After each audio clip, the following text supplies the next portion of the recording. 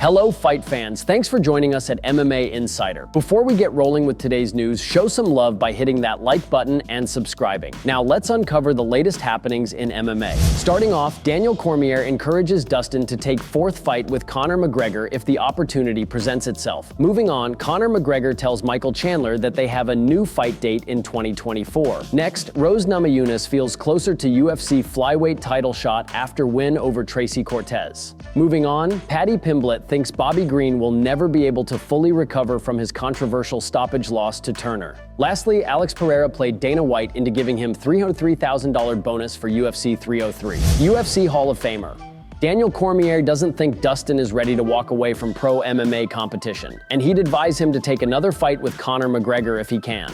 Dustin's hopes of becoming an undisputed UFC champion were crushed at the conclusion of UFC 302. Despite providing a worthy challenge for UFC lightweight champion Islam Makhachev, Dustin was ultimately submitted in the 5th round. While Dustin has contemplated retirement, he is leaving the door open for a potential marquee fight that would excite him. Cormier believes that despite going 2-1 against Conor McGregor, Dustin should strongly consider taking a 4th fight if given the chance. Daniel Cormier took to his YouTube show to share his 2 cents on the future of Dustin. He believes Dustin may not be done with fighting. Here is what he said. Dustin, since saying that he was thinking about walking away from the sport, has had a ton to say.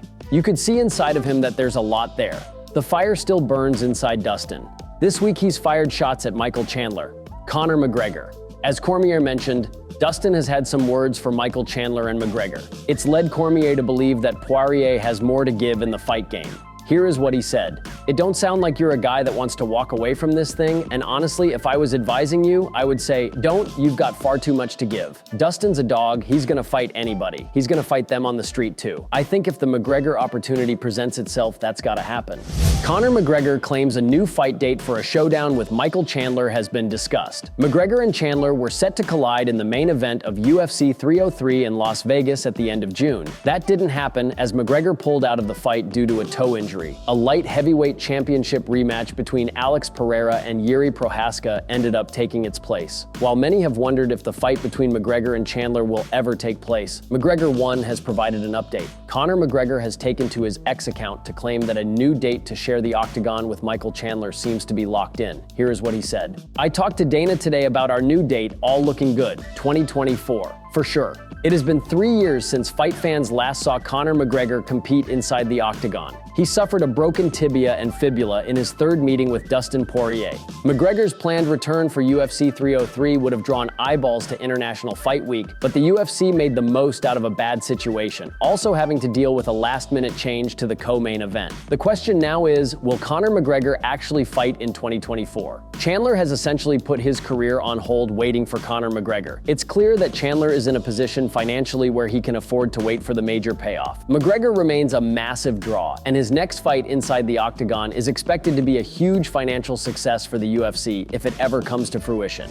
Namajunas feels closer to a 125-pound title opportunity with her victory over Tracy Cortez. Namajunas and Cortez went toe-to-toe in the main event of UFC Denver this past Saturday night. Rose clipped and dropped Cortez early in the fight. It was clear that Namajunas was outgunning Cortez on the feet and even utilized some wrestling of her own to show she is simply more well-rounded. Ultimately, it was Namajunas who walked away with the unanimous decision victory. Namajunas has already been the UFC Women's Strawweight Champion twice, but she's now looking to capture gold at flyweight. During the UFC Denver post-fight press conference, Rose admitted that despite her experience, there are still areas of her game she can work on. Here is what she said. It's just taken a while for me with all the stuff we had worked on. It's just building blocks, and I had to build my momentum to get to this point. Now my shoulders feel really good. My right one still aches sometimes. I've just got to let it fully heal. I think it's just going to keep getting better, and there's a lot to improve on still. Rose believes her performance against Cortez has pushed her closer to achieving her goal of winning UFC gold in 2 weight classes. Here is what she said. 100% I think I moved close to a title shot. All that matters is winning, right? So Here we go. Cortez wasn't Namajunas' original opponent for UFC Denver. Rose was expecting to meet Macy Barber instead. Barber ended up suffering an injury. Paddy Pimblett thinks Bobby Green will never be able to fully recover from his controversial stoppage loss to Turner in December, and that's ultimately going to play to his advantage at UFC 304. Green was the victim of a careless late stoppage from referee Kerry Hatley in his UFC on ESPN 52 bout with Turner, in which he took multiple unnecessary blows while already unconscious. He bounced back just a few months later at UFC 300, though, defeating Jim Miller by unanimous decision to set up the July 27th showdown with Pimblett in Manchester, England. Pimblett vividly remembers watching live as Green was battered by Turner. He disliked the stoppage as much as anyone, and in studying Green in advance of UFC 304, he's concluded that result did irreparable damage to Green's durability. Here is what he said.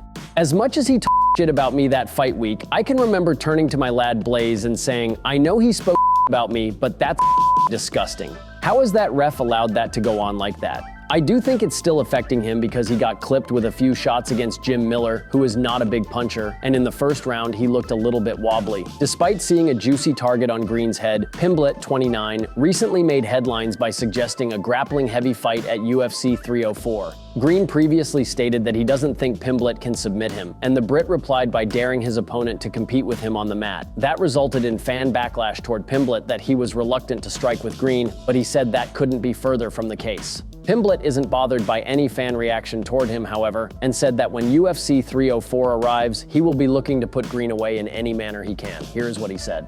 I'm gonna come out. I'm gonna try to take his head off his shoulders. If he's saying that I can't submit him and he can grapple with me, come and do it then. He put a picture up of his brown belt on his Instagram story. It's like, hell, I got my brown belt when I was 21. It's crazy. I can't say anything though, lad. Anything I say gets spun and gets made to sound like I said something else, or people just jump on the hate bandwagon. It's cool to hate Paddy the Baddie at the minute. UFC light heavyweight champion Alex Pereira tricked Dana White into giving him a $303,000 bonus for his UFC 303 victory. At the pre-fight press conference for UFC 300 anniversary megacard, UFC CEO Dana White was convinced by the reporters, fighters, and fans to give out $300,000 bonuses for the night, instead of the usual $50,000. A similar scene played out at the UFC 303 press conference. However, Pereira, who speaks only Portuguese, told Dana White after his bonus-winning UFC 303 victory that he had misunderstood the UFC CEO at the press conference and was under the impression that he would get a $303,000 bonus instead of the usual $50,000 like at UFC 300. Here is what he said. When I left the octagon, we had a talk with the organization, Dana White. Then he said, I gave you bonus of the fight. Then I said to him, $303,000. Then he laughed and said, no, $50,000. And I was like, at the interview they asked you, I don't understand English, and I understood it was $303,000. Then he laughed again and said, okay, fine, $303,000 for you. Then I thanked him.